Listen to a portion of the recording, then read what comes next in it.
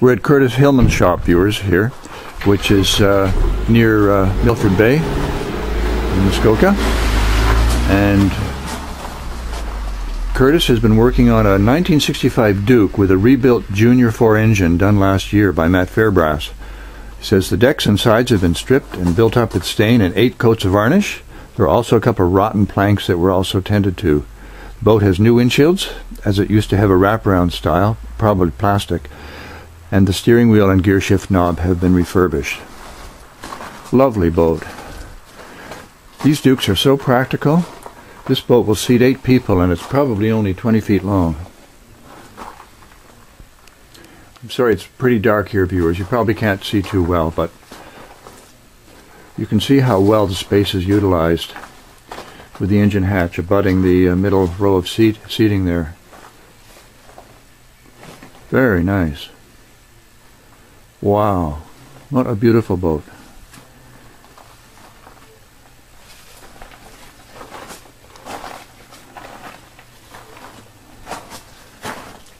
Duke was, I'm sure, one of the most prolific builders in Muskoka. Duke and Port Carling Boat Works did a lot of mass-produced boats. I guess I can use that term somewhat loosely. Curtis is making excellent progress on this 31-foot J.J. Taylor boat. She's estimated to be in the late 1910s to 20s. The story goes that at one time the OPP owned her, and then she was sold to a logging company in Ottawa and sat in her front yard in North Bay on a trailer for years. It's thought by some people that she was one of the early race boats. She had aluminum paneling throughout her engine room and into the cockpit, and there are many similarities to this boat and Haldina too. The logging company did some alterations to the boat, and she's topside up now, and looks like Curtis has been replanking with mahogany.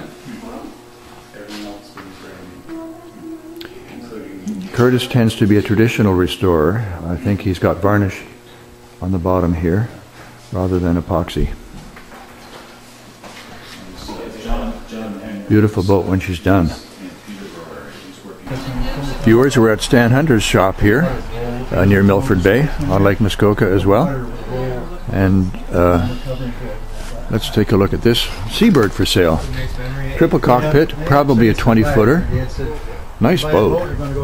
For sale for $15,000. We think she needs some work. So, well, we know she needs some woodwork. Powered by a 6-cylinder engine. Very attractive boat. Upper varnish is in good shape.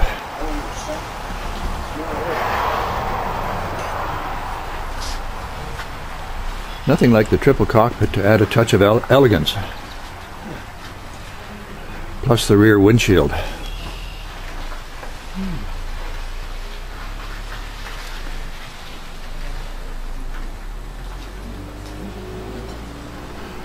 Next to the Seabird is a Chris-Craft Cobra. Very rare boat indeed.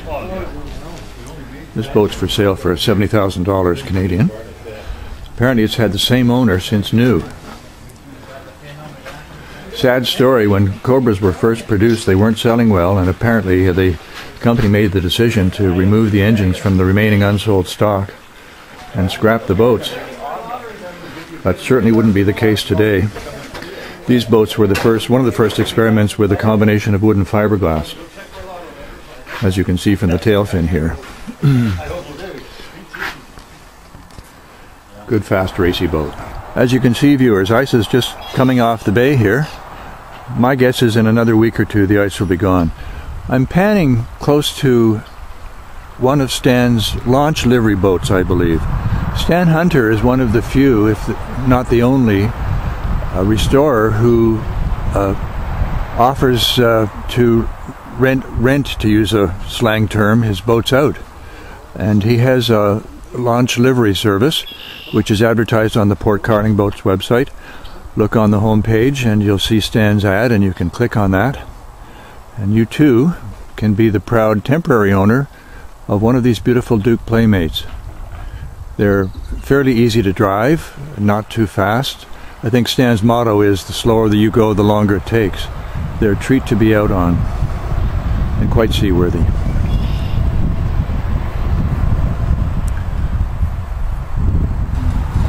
Viewers, we're looking at here at a boat that Crossley Hunter Stanson has been working on for a number of months. We focused on this boat in a previous video. It's a 1955 Seabird Riviera, and it's been given a brand new hull by Crossley, and there's going to be some finish and custom woodification. He hopes to have the boat on the Lake of Bays this summer. Now the boat's been sanded for another coat of varnish, so Crossley says don't be shocked by the dulled finish. But Crossley, like Stan, does excellent work. This boat will be a treat. Nice to see the gridded floors. Allows for great air circulation in the hull and the bilges. That is an extensive labor of love to put those gridded floor mountings in. We're looking at a new build here, viewers. Stan has built a custom displacement launch, and Stan says this one is spoken for. It has an owner who's built it as a custom boat. It's based on a Billy Johnson design. Stan is saying he can do one for you too, to be configured any way you choose.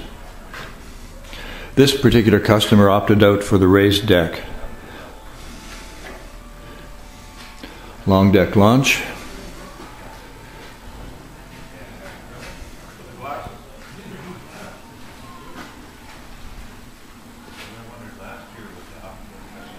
Displacement hull by the look of it. Lovely boat. Stan's braving the elements here, viewers, by putting his Duke Playmate in the water. A little on the early side, but there it is. These are the boats that make up Stan's launch livery service, and I think Stan normally has the upholstery on. I think probably due to the weather he has left the upholstery off this one for the moment. Beautiful touring boat.